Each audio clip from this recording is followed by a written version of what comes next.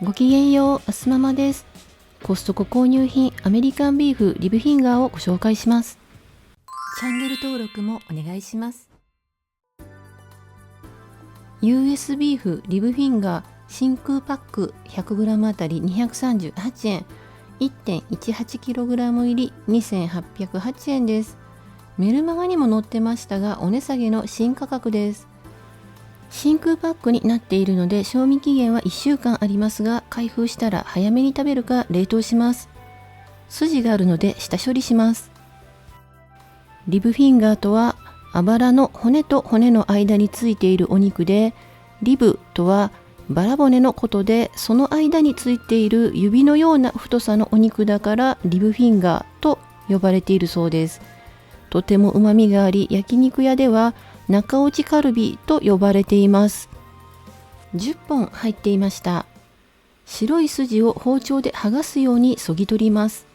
少しテカっている部分ですね。そぎ取るのが難しければ、このように立てて切っても大丈夫です。厚めになっても大丈夫です。筋だけだと味噌煮の量に足りないので、わざと厚めに切っています。お肉には斜めに切り込みを入れます。食べやすい大きさに切ります。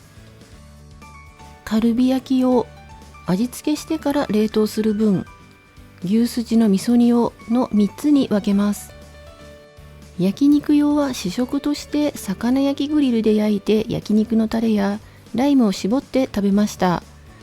実はこっそり焼いてたんですけれども、匂いにつられた家族に奪われて、おかわりも焼く羽目になってしまい、作り置き用の分が少なくなってしまいました。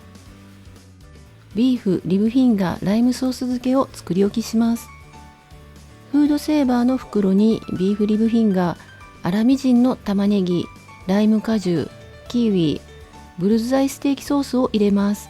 分量は適当です。玉ねぎとキウイはお肉を柔らかくする効果があるらしいので入れてます。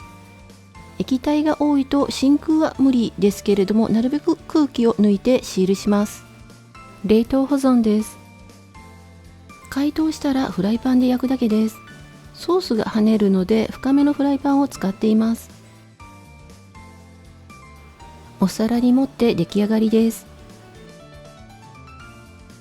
もうね、我ながら美味しすぎましたここからは筋煮を作っていきます。筋は水から茹でます。沸騰したらアクを取りながら5分茹でこぼします。食べやすい大きさに切ってからネギの青い部分と一緒にもう一度茹でます。30分ぐらい茹でてざるに取ります。2回目の茹で汁は捨てずにスープに使います。冷蔵庫で冷やしておきます。圧力鍋を使って牛すじの味噌煮にします。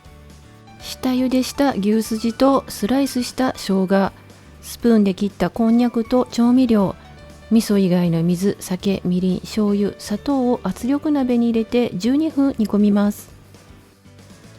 圧が抜けたら蓋を開けて味噌を入れて弱火で10分煮込みます。お味噌は使う種類にもよって違うので、味を見ながら加減してください。筋肉がホロホロになってて美味しいです。煮汁にゆで卵も入れて味噌煮卵も作りました。わかめスープを作ります。筋を下茹でした時のスープを冷蔵庫で冷やして固まった油を取り除きます。この油は牛脂としても使えますが、私は捨てちゃいます。沸騰したらネギときのこ、わかめと塩を入れて味見をします。ごま油とごま、胡椒を振って出来上がりです。溶き卵を入れてもよかったですね。今回も最後まで見てくださりありがとうございました。